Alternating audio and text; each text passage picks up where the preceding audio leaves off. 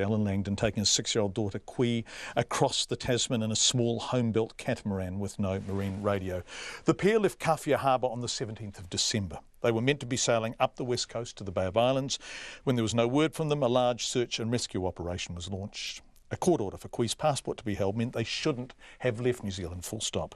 But despite the search party, including an Air Force Orion, small fixed-wing aircraft, a rescue helicopter, the Coast Guard in the air and on the sea, commercial aircraft and private boats, nothing was found.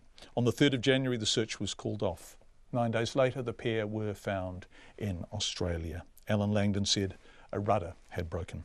But he was charged with removing his daughter from the country, knowing proceedings were pending under the Care of Children Act. This is also a complex custody case, of course. Today, he didn't appear in the Tawamutu District Court and a warrant was immediately issued for his arrest. I asked Qui's mother, Ariane Wyler, if she was surprised Alan Langdon had not returned from Australia. Ariane, it's lovely to meet you. Alan hasn't turned up in court today, a warrant for his arrest. Are you surprised by that? Not really, no. So as far as you're aware, he's still in Australia? As far as I know, he's still in Australia, yep. What was it like to be reunited with Qui? Oh, it was fantastic. It was just so beautiful to hold her in my arms and just have her smile and just be a happy girl. And just to be in her presence, you know, that was just really amazing. How long was it when you had no idea where she was? Far too long. And what was it like? The not knowing has been really quite stressful, and you have to know it's not only me as her mother, but it's a whole lot of people that didn't know and were very worried about, you know, where were they, their whereabouts, and then also they were at sea, and you never know, yes. So you knew they'd gone to sea, right? And you'd been told that? I've been told that. On the 20th of December, I've spoken with someone that told me that they were at sea, but I didn't know anything else. What would that cat have been like crossing the Tasman? What would it have been like on board? How did they sleep? How many sleeping berths were there? As far as I'm aware, there was just one space, one of the hulls that was set up as a sleeping quarter. So basically, Qui would sleep and be down there in rough weathers. But I was told, Qui told me that when Alan needed a rest, as he would have, he would be down below and she'd be up on deck. So, yeah. So she would be up on deck in the middle of the Tasman alone? Maybe, yes. As to, it would have been maybe nice weather. She told me it was always boiling hot, so she had to be up there in the sun while he was having a nap. Yeah. There's all sorts of reasons they shouldn't have been in Australia.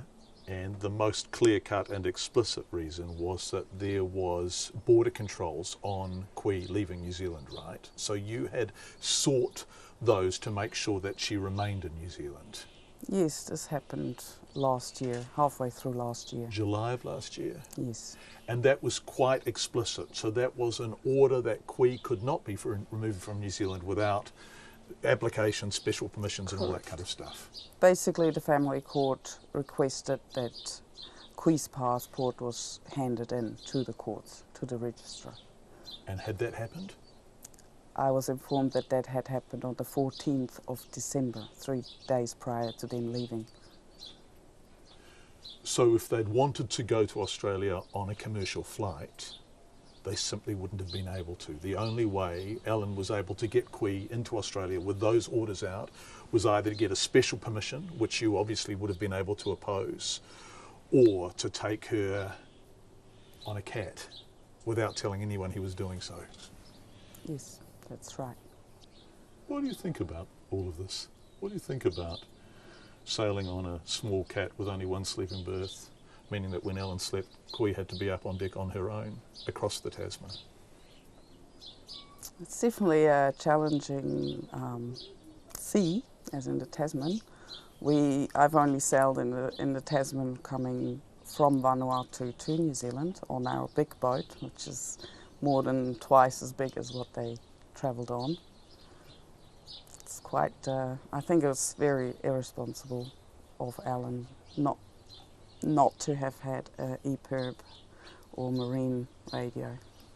That's what I was told. I don't know whether that's for sure. And did the cat have a long-range radio? No, I doubt that.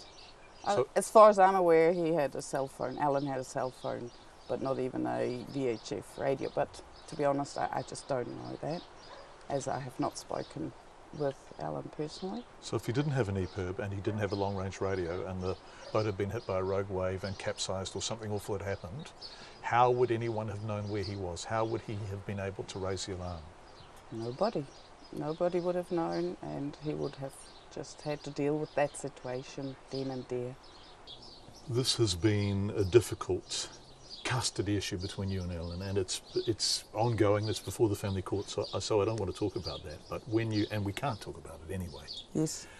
But when you found out Kui was in Australia, that she was alive and well, that you were going to be able to see her and, as it's turned out, get her, what was that like? I was over the moon, obviously, to finally know where she is and just meet her, see her again. So you got on a plane immediately from Switzerland to Australia? Fairly quickly, yes. Packed my bags and I was gone, yeah. That's Kui's mother, Ariane Wyler. Kui was playing very happily not too far away from us. They are heading to the South Island to start a new life, including school enrol.